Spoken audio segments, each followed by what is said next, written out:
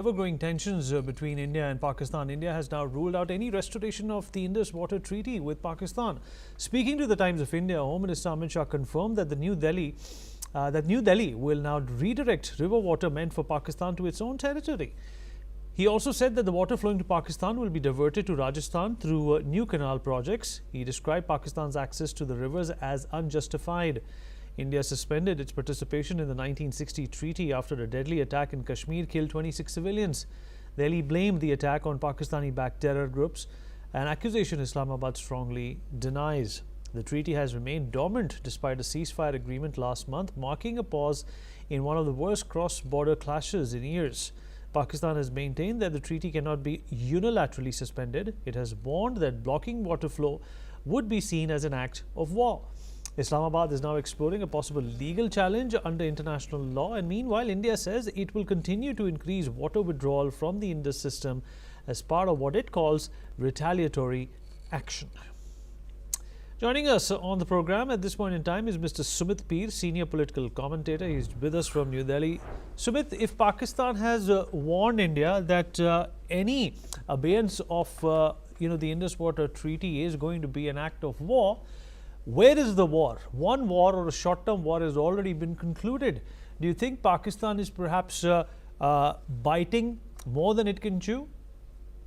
Vinny, thank you very much for having me on your show. Well, Pakistan is a country which lives on rhetoric and which dies with illusions and perceptions.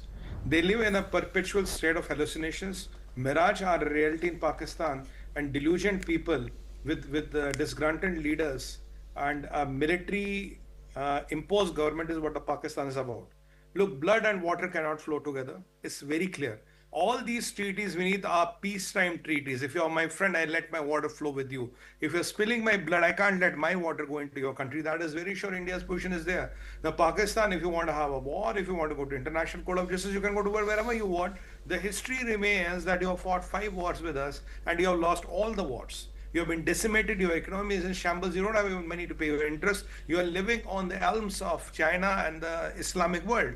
You don't have food for your people, you don't have petrol for your people, you don't have medicines for your people. You are a country which is in shambles. And this perpetual hatred for India and the Hindu community is driving this country to the state where the country will not exist beneath.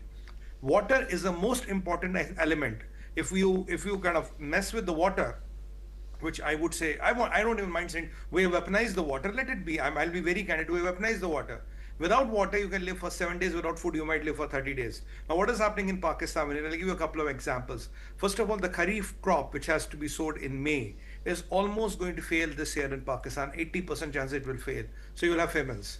Well, when we reduce the water flow into Pakistan, the hydropower generation is hit by 40%. Their main 2 dams, Tarbela and there's one more, Tarbela and Mangla, the waters are down by 50%. So you have hydropower not generated, you have drinking water problems, you are going to have irrigation problems. And with Pakistan's irrigation structure, which was done in 1965, and trust me, after that, they have not moved a brick after that. The country is in shambles. The country is looking into a crisis which military or any political system cannot handle. But as long as they are driven by these radicalized ideas or decimation of our country and that perennial hate for Hindus in India, this is the price the unfortunate people of the country have to pay. If anybody has to be blamed, it is the Mullah Munir, who's allegedly the so-called chief of the failed field marshal of Pakistan, where the government is a puppet, where prime ministers come and go, where elected prime minister is in a jail and second prime minister is on his mercy. That is what the tyranny of Pakistan is. If the Pakistan is in shambles, it's not because of us, it's because of their own deeds. And Indus Water Treaty is something which is going to be the euthanasia for the people of Pakistan, because I see this government being dismantled. I see Pakistan breaking up into parts, and let's hope after that we need the sense prevails, the good sense prevails, and the people who come into the power, they are bothered about making their own countries, I believe they will break into 4 countries, making their respective countries prosper and forget this perennial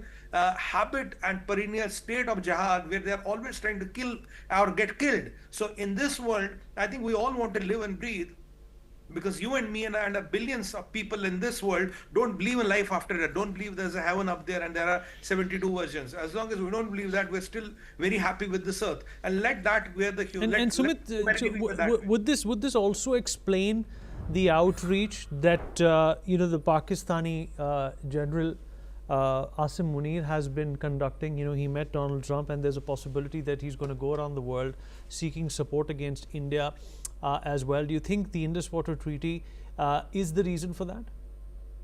Vineet, I think if you talk of recent meeting with failed field marshal, I call him failed field marshal, with the Trump is because, look, Trump wants cheap mercenaries for Iran.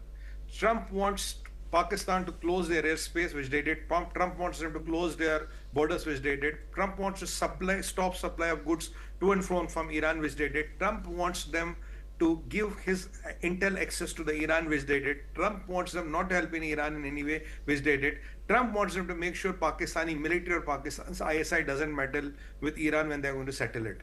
So, and he might need a couple of hundred people to die in that. So he is the cheapest private military contractor wearing a uniform in the world. He wears these two hats, so he can be wearing the field of uniform of a general, and on the other side, he might be the cheapest military contractor, where he can provide you with two kinds of people. One is the Pakistani army, wherein the body bags are not counted, even with these so-called non-state actors like Jaish-e-Adal and all, who are very active in that part of the region, are controlled by ISI. So he can give Americans that support. And as long as America gets that kind of support in peanuts, literally peanuts, Americans don't mind it. I mean, a bunker buster, if you look at a GPU-57, we need cost $500 million, and still you are not sure with the outcome. And if you spend $500 million in Pakistan, swear to God, you can have the generals polishing your boots. I mean, that's the reality of Pakistan. I'm being candid here. This is how Pakistan looks. So Trump, as a businessman, is looking for what helps him, what is the best deal at the cheapest price. So you might have to have a cup coffee with unelected and unelectable dictator of Pakistan, that is Asim Munir.